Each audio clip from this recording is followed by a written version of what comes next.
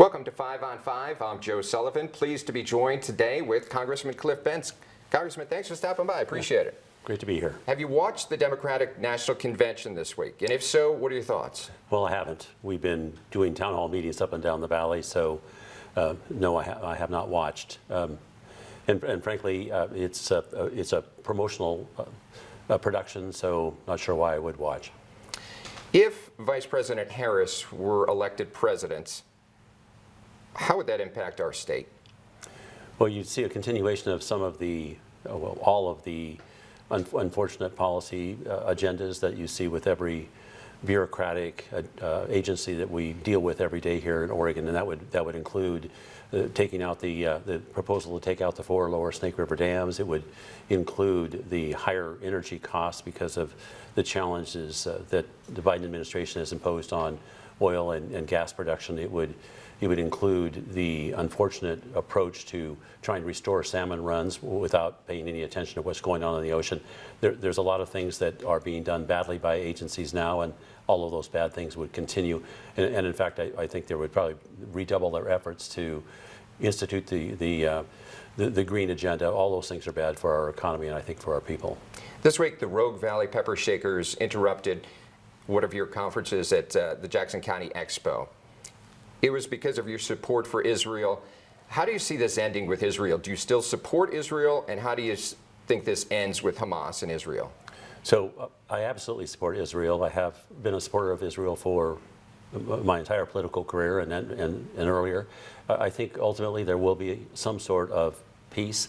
I think the most important day, by the way, is the day after the ceasefire, and that would mean that they've somehow figured out where they're going to be going with the those two neighboring groups of people. It's a hugely complex issue, and I hope some progress is made in working out some of those differences. You've come out in opposition of the removal of the dams in the Klamath and Snake River. Could you talk about that a little bit? Sure. The dams on the Klamath, of course, are now gone. They're in the process of being removed. It's very, very sad for many reasons having to do with power generation and also ultimately, in all likelihood, a demand for even more water from the Klamath farmers, which is incredibly sad and I think wrong at various bases. As far as the lower Snake River dams go, the environmentalists want to remove 4 of those dams. That will double power rates. It will dramatically increase reliance upon intermittent power. It will cause very likely more challenges down in California who rely upon those dams also. So it's a bad thing. We shouldn't be even contemplating it. All right. We're going to take a quick break with the Congressman Bentz, part 2, coming up after this short break. Stay with us.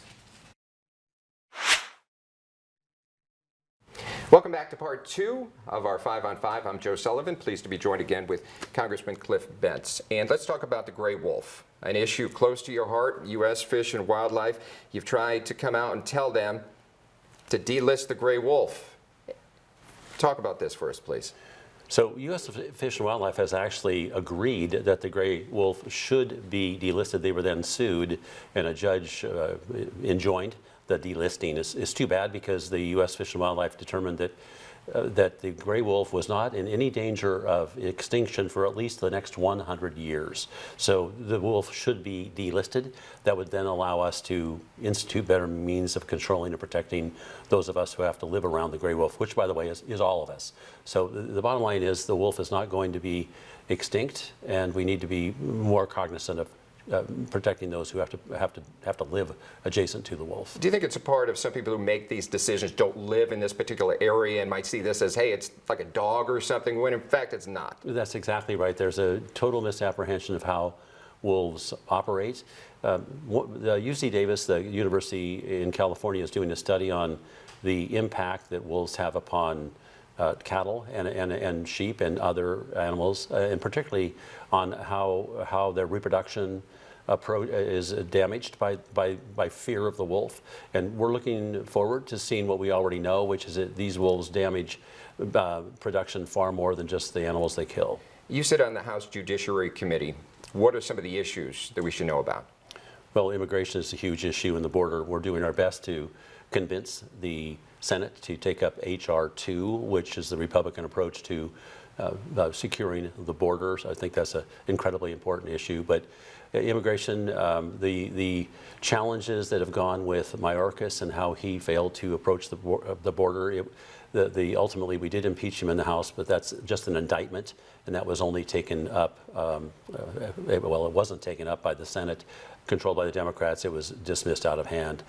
We've had recent discussions on issues having to do with antitrust and also the overreach by various government agencies, and so we're pursuing a lot of different avenues in judiciary. I'm happy to be on the committee with Jim Jordan. He's a great guy. We've got about 1 minute left. Is there anything else you'd like to touch upon? Well, I just want to thank all of the folks that helped us put together a very successful initial 5 town hall meetings here in this valley, then of course over in the Klamath, and then over into Lakeview. We did 5 town hall meetings in the last week, and it's been great to get to meet so many people and see so much area that's now been added to my district since the redistricting up near Roseburg. So wonderful people here. Such a big district that you have here. It's larger than the state of Washington, so yes, you're right, it's big. Congressman Cliff Bentz, thank you very much for stopping by. Great being here. All right, stay with us. We'll be right back with more local news.